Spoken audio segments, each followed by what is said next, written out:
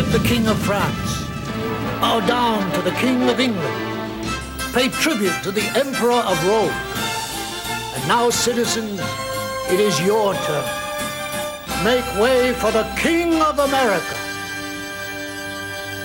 There is a group of people in this country plotting to steal your liberty. They want to rule over America from their so-called capital city. The president will have his castle, and the Congress will be his court. When they take power, it will be forever.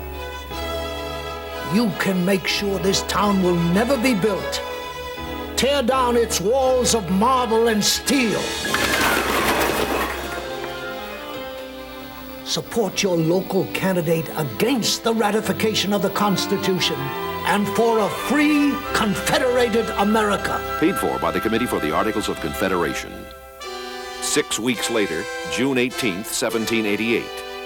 8 states have ratified the Constitution, but 3 key states, New York, New Hampshire, and Virginia, are just beginning the ratification process. In all 3 states, the Constitution faces strong opposition.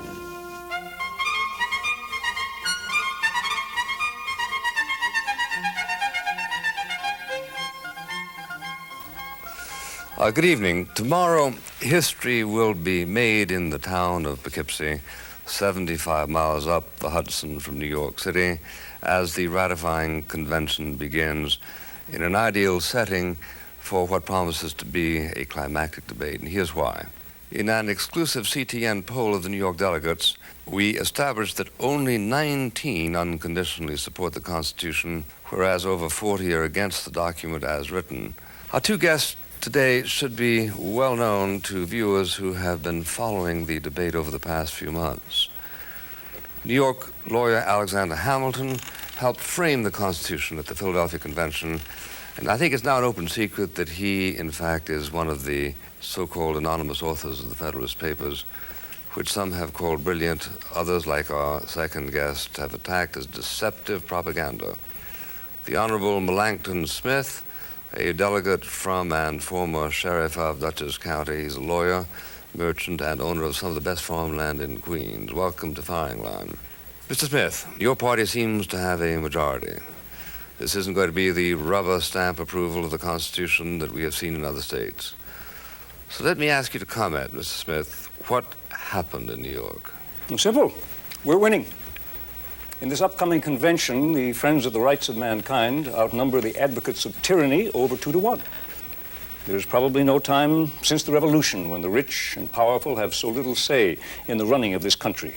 It's a victory for the little people. It is a victory for ambition and avarice, of petty politicians who put their own personal interest above any national concern. Gentlemen, I think I can save you and the public a lot of time if we just cut down on the name-calling. Everybody knows you dislike each other intensely. But what we're out to decide isn't which of you should be more popular, but whether we should ratify the Constitution. So might we stick to the issues? Now, for me, as a believer in popular government, it all comes down to this. Who in government is going to represent the great mass of the people? Who's going to stand up for the interests of the ordinary person? Under Mr. Hamilton's Constitution, only 6 or 8 delegates from New York State will be sent to the so-called House of Representatives. These are going to be the rich and the famous and the well-connected. It's utterly simplistic. Not rich, but educated and capable. Look, the entire House of Representatives is going to have only 65 members. It's tiny. Be honest, Hamilton. You know darn well who's going to get elected. Yeah, be honest, Hamilton. I will be. You're going to get the highly educated and articulate people, but no one with any feeling for the ordinary person. And that's what you seem to have forgotten. Government is for the ordinary person. Do you object to popular government, Mr. Hamilton? Only in this sense. In the past record, we have had shoemakers and carpenters running governments of the states, or what might be more appropriately termed petty republics, for the last 10 years. And everyone has lost respect and confidence in government. We need an aristocracy indeed, but it is an aristocracy of intelligence and experience. While Mr. Smith's reasoning, such as it is, just it escapes me. I mean, we are, after all, living in the 18th century. We cannot continue or afford to continue running a country on the scale of a town meeting. What system would you prefer? The slave colony in the West Indies where you grew up? That's pretty You'd be perfectly comfortable living under a monarchy. Look, Mr. Smith, I don't have to prove my loyalty to you or to anyone else. Okay, are you or are you not against popular government? I've sincerely been trying to understand why the Constitution has had such trouble here in New York. It is, after all, a practical plan which allows popular government a chance to work in the real world.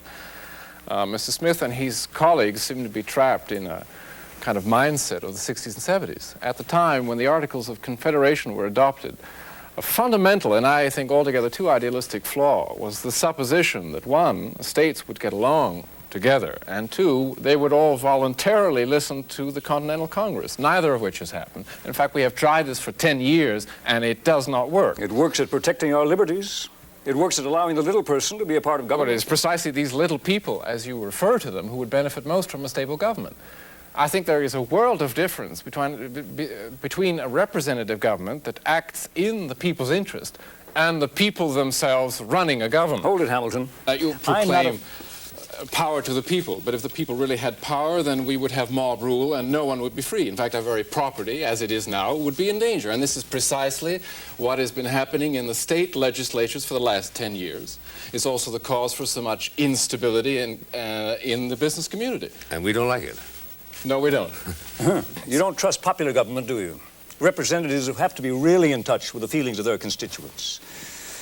Because they can be recalled. And what is the Because result? they're up for re-election every single year. What is the result of that system? A kind of idiocy in action. Representatives who vote for a law one week and then the following week reverse it. And just when these gentlemen begin to understand the workings of government, they are sent back to their cows and the next bunch comes in. Why not do away with elections completely? Replace the power of the states with a nice permanent monarchy, Hamilton. Sounds interesting, doesn't it? I'm told that in France, Louis XVI has made the stagecoaches run on time. Because I believe in the rights of free men as passionately as anyone in America. Look, we've only got a few minutes, and we therefore don't have time for an exegesis of your entire case in favor of the Constitution. Why don't you pick up on the point that inflames the opposition so much? What is left if we go through with your Constitution of states' rights? Well, I think that's the one thing we don't have to worry about. As Mr. Smith has amply demonstrated, people are very loyal to their local governments. The federal government is not an intrusion on the affairs of individual states. In fact, it is far away from local concerns. England was far away from local concerns. It had tried to impose its ideas. Come on, Smith, the revolution is over. The federal government is not some kind of foreign power, nor are states' rights sacred. I might ask you, where does government get its authority to begin with? From the people, if you remember. We, the people, have the unalienable right to propose any form of government we choose. We can indeed take some of the power entrusted to the state government and give it to a central one. In that case, the states do not have the ultimate power, nor does the federal government. But the people decide, which is why we have gone back to the people in these conventions, why we are having this debate. A debate which unhappily is over. We must leave with two apparently incompatible positions, which, however, will be ventilated at some length in the ratifying convention. We'll be there with live coverage of these events. Meanwhile, I thank you, Mr. Melancton Smith. I thank you, Mr. Alexander Hamilton. Ladies and gentlemen.